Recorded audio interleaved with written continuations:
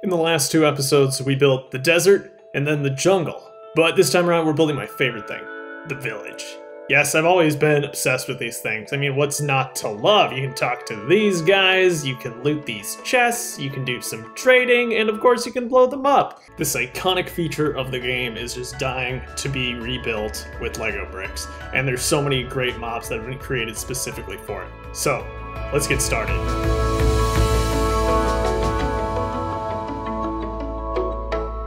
This time, 8x8 blocks is not going to cut it. We're going to quadruple our size to do an entire Minecraft chunk. As you can see here, yeah, it's bigger than what we've done before. In-game, the village roads are very subtly indented, so I wanted to bring that effect in Lego, but I wanted that difference to be very, very subtle.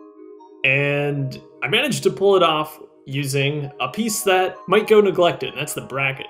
So what's interesting about the bracket is that its width is half a plate, making it ever so slightly shorter. By using brackets on their sides, I was able to create a half plate indentation for the road. Having a chunk means that there's a lot of surface area to cover too. I needed a lot of 2x2 jumpers and 2x2 tiles to pull this off. Here we're replicating the plains biome, so I'm switching the grass color to regular green. You can see on the edge that we do have some bright green to blend this into the jungle, which this module will be up against. I'm going to leave room for 3 structures. One is going to be a regular house, the other a blacksmith, and a market stall as well. It'll feel like a pretty good sized village, I think, although I'd love to expand it in the future. I'll also be using the old style of flower stem from now on, only because I have literally thousands of them and I probably have 20 of the new one, all of which I used on that jungle module.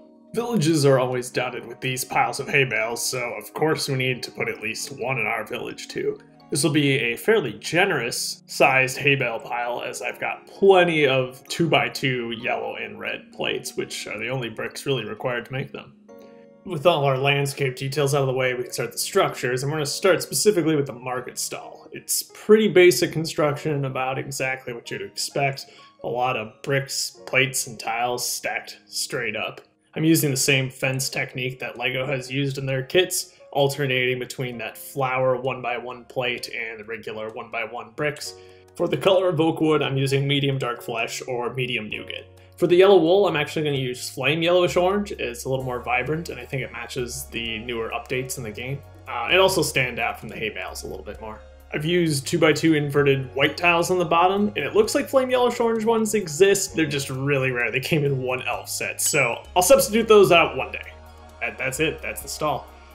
Now, the real exciting stuff, the blacksmith shop. So, of course, this is the most exciting structure to come across in the game because it has the best loot.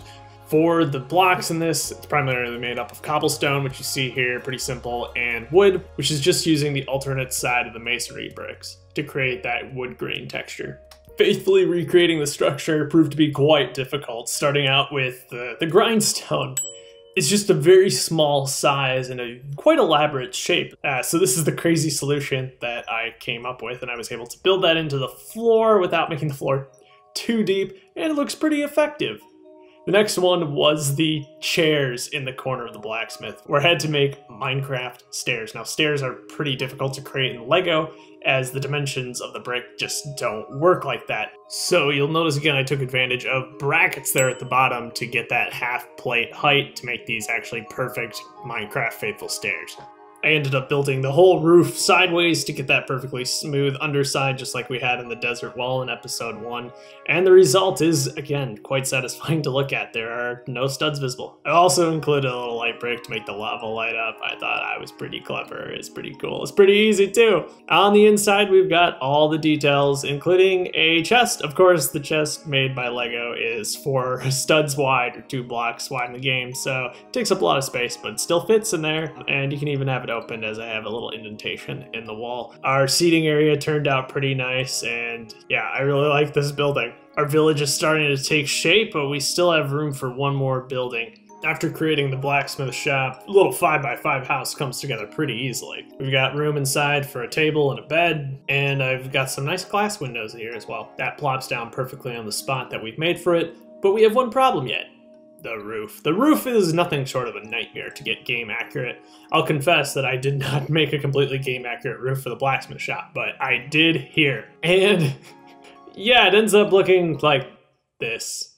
On the bottom, there's some tiles that allow it to slot neatly into place, and as nightmarish as it was to build, it looks pretty great. There's our village! Yes, it's small, but considering we smashed all this content into a chunk, I'm pretty happy with it. Of course, we have connections all around, so it'll be very easy to expand this in the future. Let's populate this thing. Of course, we need a ton of cats and a ton of villagers, and hey, looks like we're good to go. But of course, where there are villagers, there are also pillagers. Could be a raid in the works. But let's combine this with our other modules to complete our new layout. This is actually getting quite large. We have quite a bit of a diversity here. 3 biomes represented and all sorts of mobs to go along with them. But there's still plenty of room to grow this thing out, so if you have any suggestions about what biome I should tackle next or what structure, please let me know down below. The idea for a village was taken directly from the comments. And yes, don't worry, the lush caves are a work in progress. They're coming, I promise. So until then, I'll see you next time.